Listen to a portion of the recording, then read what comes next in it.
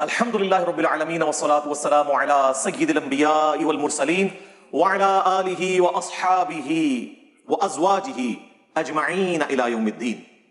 الحمدللہ آج 21 اگست 2022 کو سنڈے کے دن بمطابق 22 محرم الحرام 1444 ہجری میں انشاءاللہ تعالی ہمارا یہ پبلک سیشن نمبر 56 منعقد ہوگا۔ آپ کے سوالات یہ پرچیوں کی شکل میں میرے پاس آ چکے ہیں، لیکن ان کو ڈسکس کرنے سے پہلے کچھ کرنٹ ایشوز چل رہے ہیں اسی ویک کے، میں ان کو ڈسکس کر لوں۔ اس میں top of the list issue جو ہے وہ سلمان رشدی کا ہے۔ ویسے تو اس وقت پاکستان کا پورا میڈیا جو ہے وہ شہباز گل صاحب کو ڈسکس کر رہا ہے کہ ابھی ان کو فلاں جگہ لے گئے، اب ان کو فلاں جگہ لے کے جا رہے ہیں، اور کیا حکومت کے لوگ، کیا اپوزیشن کے لوگ، اور پورا سوشل میڈیا اسی ایک ایشو کے پیچھے پڑا ہوا ہے۔ حالانکہ اس وقت پاکستان کا سب سے بڑا مسئلہ جو ہے وہ یہ ہے کہ سندھ میں اور بلوچستان کے اندر پچھلے سالوں کی نسبت بہت زیادہ بارشیں ہوئی ہیں اور کافی زیادہ لوگ سیلاب کی نظر ہو چکے ہیں۔ جو فوت ہو گئے اللہ تعالیٰ ان کی مغفرت کرے اور لواحقین کو صبر دے، صبر کے اوپر اجر عظیم عطا فرمائے، ان کے لیے آسانیاں فرمائے۔ تو بجائے یہ کہ ہماری جو موجودہ حکومت ہے وہ اس طرف توجہ دیتی، ان کا پورا مسئلہ اس وقت جو ہے وہ شہباز گل کا ایشو بنا ہوا ہے۔ کبھی ان کو کورٹ میں پیش کیا جاتا ہے، کبھی جو ہے وہ جیل میں چلے جاتے ہیں، کبھی کچھ اور خبریں آنا شروع ہو جاتی ہیں۔ کل عمران خان صاحب نے بھی باقاعدہ ایک ریلی کی قیادت کی، اس میں وہ سب کو بائی نیم مینشن کر کے دھمکیاں لگا رہے تھے، جس طرح 2014 میں لگایا کرتے تھے۔ تو یہ ہمارے ملک کے مسائل رہ گئے۔ ہم یہ سمجھتے ہیں اس پلیٹ فارم سے کہ اگر واقعی ویسا ہوا ہے جو کہ بیان کیا جا رہا ہے، ایکسٹرا جوڈیشل ایکٹیویٹی ان کے ساتھ پرفارم کی گئی، تو ہم اسے کنڈیم کرتے ہیں مبینہ۔ ظاہر ہے ہمارے پاس تو اب کوئی ایسا فورم نہیں کہ اسے ہم تصدیق یا تردید کر سکیں۔ نہ ہم حکومت کے کہنے کے اوپر تردید کرتے ہیں، نہ اپوزیشن کے کہنے کے اوپر تصدیق کرتے ہیں۔ ہم یہ کہتے ہیں اگر ایسا ہوا ہے تو ایسے لوگوں کو اللہ سے ڈرنا چاہیے جو اس قسم کی ماورائے عدالت ایکٹیویٹیز پرفارم کرتے ہیں۔ برا وقت کسی کے اوپر بھی آ سکتا ہے، اور اگر یہ جھوٹی خبریں ہیں تو جو لوگ یہ جھوٹ پھیلا رہے ہیں صرف پولیٹیکل گینز کی خاطر، انہیں بھی شرم و حیا کرنی چاہیے کہ اللہ کے حضور انہوں نے پیش ہونا ہے۔ بہرحال عمران خان صاحب ظاہر ہے کہ اس وقت کافی پریشان ہیں، اور ان کے مخالفین کو ایک بڑا نادر موقع مل گیا ہے ان کے ایک بیان کی وجہ سے، جو کچھ دن پہلے ہی گارڈین اخبار کے اندر چھپا، اور اس کی کلیریفیکیشن بھی کل دے دی عمران خان صاحب نے کہ میں نے قطعاً سلمان رشدی کو سپورٹ نہیں کیا تھا، میں تو ایک پورے مقدمے کو بیان کر رہا تھا، اور اس میں وہ اسپیسیفکلی جو سیالکوٹ انسیڈنٹ ہوا تھا پاکستان میں، آپ کو پتہ ہے کہ سری لنکن کو کتنے برے انداز سے قتل کیا گیا، اس کی وجہ سے پوری دنیا کے اندر مسلمانوں کی، خصوصاً پاکستان کی تو بدنامی ہوئی۔ اس وقت چونکہ پرائم منسٹر تھے عمران خان صاحب، وہ کہہ رہے ہیں میں تو پوری دنیا سے جو حکمران ہیں مختلف ملکوں کے، ان کی فون کالز ریسیو کر رہا تھا کہ یہ آپ کے ملک کے اندر کیا ہو رہا ہے۔ تو اس کانٹیکسٹ میں وہ بات کر رہے تھے کہ اسلام میں سزائیں ایکسٹرا جوڈیشل طریقے سے ماورائے عدالت نہیں دی جا سکتی، کیس بنا کے ایک پورا طریقہ ہے جس کے تحت سزا دی جائے۔ اور ظاہر ہے کہ اس کو وہ اس ایکٹیویٹی کے ساتھ بھی جوڑ رہے تھے جو کچھ 12 اگست 2022 کو نیو یارک کے اندر سلمان رشدی بلون جب ایک سٹیج کے اوپر آیا تو اس کے اوپر حملہ کیا گیا، تو وہ اس حملے کو بھی کنڈیم کر رہے تھے۔ اور میرا خیال ہے کوئی اس کو کنڈیم کرنے میں کوئی برائی والی بات نہیں ہے۔ یہ کنڈیم کرنا یہ کب سے ہو گیا کہ وہ اس کتاب کو سپورٹ کر رہے ہیں؟ اس سے آپ یہ کیسے رزلٹ نکال لیں گے کہ یہ گستاخوں کا سپورٹر بنا ہوا ہے صرف اپنے پولیٹیکل گینز کی خاطر؟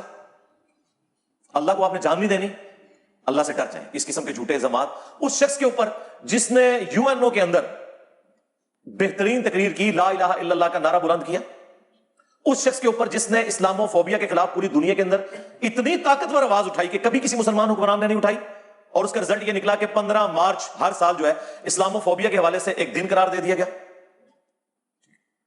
اس شخص کے اوپر جس نے آج سے 10 سال پہلے انڈیا میں ایک کانفرنس میں شریک ہونے سے صرف اس لیے انکار کر دیا کہ وہاں پہ سلمان رشدی آیا ہوا ہے اور وہ گستاخ رسول ہے، میں ایسے فورم سے خطاب نہیں کروں گا۔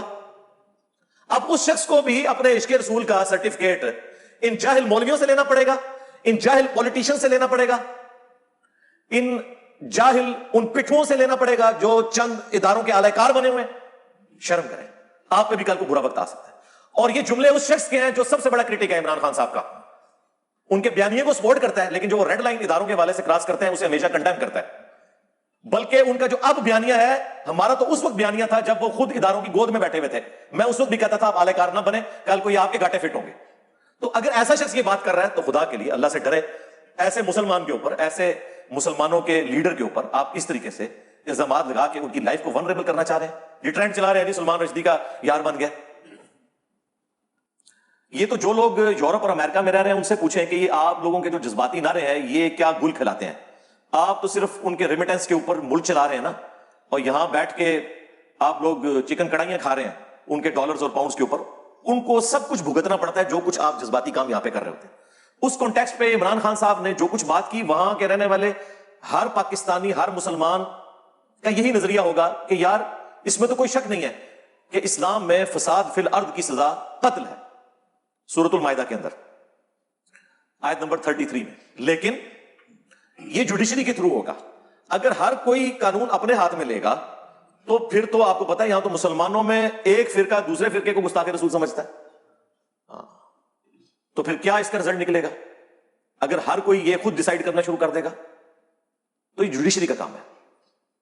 اور اگر آپ یہ پلی لیں کہ اس وقت یورپ اور امریکہ اس ملعون کو سپورٹ کر رہا ہے تو میرے بھائی ٹھیک ہے، پھر آپ اپنے پاؤں پر کھڑے ہوں، سپر پاور بنے.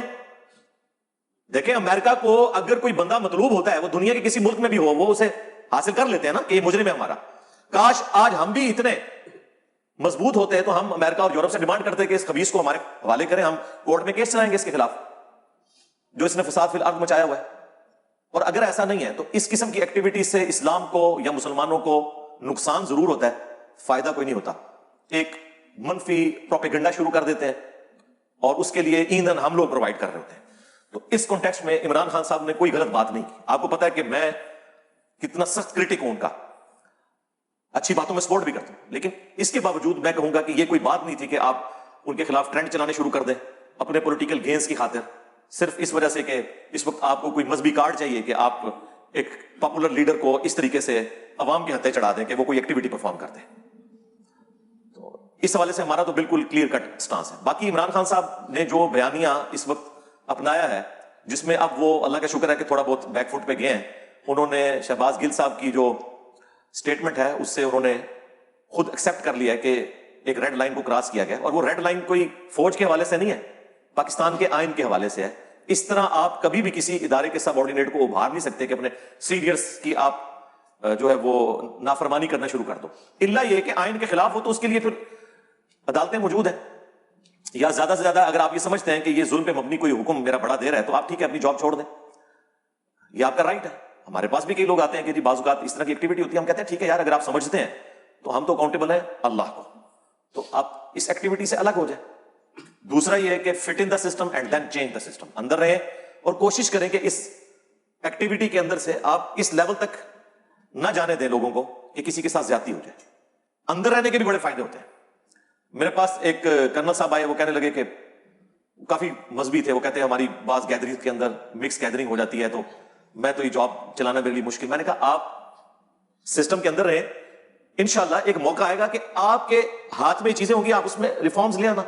پھر انہوں نے مجھے خود آگے بتایا کہ ہاں واقعی اب جب مجھے یہ ذمہ داری ملی ہے تو میں عورتوں اور مردوں کا علیحدہ سیٹ اپ کرتا ہوں ایک ہی جگہ پہ بیچ میں پردہ لگا کے. تو میں نے کہا دیکھیں سسٹم کے اندر رہنے کی کتنی برکات ہوتی ہیں. اس لیے ہم نان اسٹیک ایکٹرز کے خلاف ہیں. اس لیے ہم عمران خان صاحب کو بھی یہ سمجھاتے ہیں کہ آپ اگر اس لیول تک اتریں گے نا اس بیانیے کے اندر تو پھر میں نے تو آپ کو بہت پہلے یہ بات کی ہوئی ہے، دیکھیں ابھی تک میں نے جتنی باتیں کی ہیں ایک ایک کر کے ٹھیک ہو رہی ہے کہ جب وہ کسی کو نکالتے ہیں نا تو پھر فوراً جو الیکشن ہے اس میں اس کو نہیں لے کے آتے، اگلی دفعہ بے شک لے آئیں، کیونکہ ظاہر ہے کہ دونوں طرف لوہا گرم ہوتا ہے. تو اگر یہ آپ طریقہ اڈاپٹ کریں گے تو شاید اگلی دفعہ بھی آپ کا نمبر نہ لگے. اس لیے پلیز ریڈ لائن کو کراس نہ کریں. ہاں ان پرنسپل اس وقت پاکستان کی تمام پولیٹیکل جماعتیں انکلوڈنگ نون league, JUIF Jamaat Islami, Peoples party اور PTI بھی، سب کا یہ بیانیہ ہے کہ فوج کا کوئی دخل نہیں ہونا چاہیے پولیٹیکل میٹرز کے اندر. اب تو خیر وہ خود بھی چیخ چیخ کے کہہ رہے ہیں. میں نے اکثر کہا کہ DGISPR کی آدھی پریس کانفرنس اس کے اوپر ہوتی ہے کہ ہمارا سیاست سے کوئی تعلق نہیں ہے. تو وہ تو میں نے انہیں کہا کہ آپ روزانہ 100 دفعہ بھی یہ تسبیح کھینچے نا 100 سال تک بھی، تب بھی لوگوں کو یقین نہیں آئے گا جب تک کہ آپ کوئی ایسی ایکٹیویٹیز اپنے ایکشن سے شو نہ کریں کہ واقعی آپ کا کوئی تعلق نہیں ہے. لیکن کچھ عرصے بعد ہی وضو ٹوٹ جاتا ہے، کوئی ایک ایسا چھوٹا سا بیان آ جاتا ہے کسی صحافی کے ذریعے، پھر پورے کا پورا معاملہ جو ہے وہ شفٹ ہو جاتا ہے. تو یہ نہیں ہونا چاہیے. دیکھیں کسی بھی ملک کے اندر عوام الناس کو یا پولیٹیکل جماعتوں کو کبھی بھی اداروں کے مقابلے پہ آ کر کھڑا نہیں ہونا چاہیے. اور اس میں مجرم صرف پولیٹیکل جماعتیں نہیں ہوتی بلکہ بڑے مجرم وہ ریاستی ادارے ہوتے ہیں کہ وہ اس طرح کی ایکٹیویٹیز پرفارم کرتے ہیں کہ عوام اور پولیٹیکل لیڈرز ان کے خلاف ہو جاتے ہیں. پھر ظاہر جب وہ خلاف ہوتے ہیں تو وہ پھر بعض اوقات ریڈ لائن بھی کراس کر دیتے ہیں. تو یہ دونوں طرف سے دیکھنے کی چیز ہے. اور ہم الحمدللہ میں اس پلیٹ فارم سے 2012-13 سے اپنے بڑوں کو یہ باتیں سمجھا رہا تھا جبکہ اس وقت نان اسٹیٹ ایکٹر ان کا ایسٹ تھے. ابھی FATF کی تلوار ان پہ نہیں آئی تھی. میری 2012-13 کی ویڈیوز اٹھا کے دیکھیں, 8 سے 10 سال پرانی. میں اس وقت بھی یہ باتیں کر رہا تھا کہ یہ کام آپ نہ کریں, آپ کے یہ گاٹے فٹ ہو جائے گا. ڈان لیگز تو بہت بعد میں آئی, اور پھر بعد میں ڈان لیگز ہی ہماری ایک گورنمنٹ کی پالیسی بھی بن گئی. اور پھر عمران خان صاحب نے تو آ کے آپ دیکھیں کہ پاکستان کا 75 سالہ پرانا مسئلہ ہی حل کر دیا ہے. میرا خیال ہے اب تو کوئی نہیں بچا جسے یہ بات نہ پتہ چل گئی ہو کہ پاکستان میں کس کا کام کون سا ہے. تو یہ ہم کریڈٹ دیتے ہیں عمران خان صاحب کو. باقی جو ریڈ لائن کراس کرتے ہیں وہ بالکل غلط ہے, وہ بالکل نہیں ہونی چاہیے. اور میرا خیال ہے انہیں بھی اب وقت کے ساتھ یہ چیزیں سمجھ آ رہی ہیں. اور یہاں ساتھ ہی ساتھ وہ صحافی حضرات جو دونوں طرف سے آگ بھڑکانے میں مصروف ہیں, اور وہ میڈیا چینلز جو اپنے پرانے بدلے اتار رہے ہیں اس چینل سے جس چینل نے اس وقت زیادتی کی تھی, اور میں نام لیے بغیر بات کر رہا ہوں, آپ کو پتہ چل جائے گا. تو حالانکہ اس چینل سے تو میری بہت زیادہ ریزرویشن بہت پہلے بھی تھی, لیکن پاکستان میں کسی چینل کو بند کر دینا, کسی کی آواز کے اوپر پابندی لگانا, چلے میں نام بھی لے دیتا ہوں, خواہ وہ ARY ہو یا جیو ہو یا کوئی اور چینل ہو, یہ بالکل غلط ہے. آپ علمی طریقے سے مقابلہ کریں. اگر کوئی نیگیٹو پروپیگنڈا کر رہا ہے آپ عدلیہ کے تھرو نوٹس بھیجیں, ثابت کریں, اور جو قانوناً سزا بنتی ہے نا وہ آپ دیں. یہ نہیں ہے کہ کسی ایک صحافی کے ایک جملے سے کسی ادارے کی پالیسی پہ اتنا بڑا فرق پڑ گیا کہ پتہ نہیں کوئی آگ لگ گئی ہے. اس طرح نہیں ہونا چاہیے. آپ دیکھیں یار, ہمیں دیکھیں, ہم اکیلے ہیں اس پلیٹ فارم کے اعتبار سے, ویسے تو لاکھوں لوگ اللہ کی وجہ سے اٹیچ ہیں. سارے مولوی مل کے قتل کے فتوے جاری کر رہے ہوتے ہیں, کوئی فرق پڑا ہے؟ کبھی کسی سے ایک رتی برابر بھی بھیک مانگی ہے؟ نہیں. آگے للکارتے ہیں, آج ابھی میدان میں. ٹھیک ہے, تو جو اتنا بڑا ادارہ ہے وہ کیوں پریشان ہو جاتا ہے کسی کے ایک بیان سے؟ ان کو بھی چاہیے کہ ٹھیک ہے علمی طریقے سے آ کے جواب دیں کہ ہاں یہ چیز. ہاں, پریشانی اس وقت ہوتی ہے جب آپ کوئی غلط کام کر رہے ہوتے ہیں جسے آپ ڈیفینڈ نہیں کر سکتے. ہمیں پتا ہے کہ ہم جو کر رہے ہیں قرآن و سنت کی روشنی میں بالکل 24 کیرٹ سونا ہے. اسی لیے چاہے زندہ بزرگ چاہے مردہ بزرگ سامنے آ جائے, ہم کہتے ہیں شاہی کوئی نہیں سیدھے ہوئے, نبی کے جیسا ہے ہی کوئی نہیں, بابے تھے شاہی کوئی نہیں. ٹھیک ہے نا, تو اس طرح ہونا چاہیے, آپ سچائی کے لیے کھڑے ہوں. صلو علی محمد و آل محمد, اللہم صلی علی محمد وعلی آل محمد واصحاب محمد وازواج محمد اجمعین الی یوم الدین.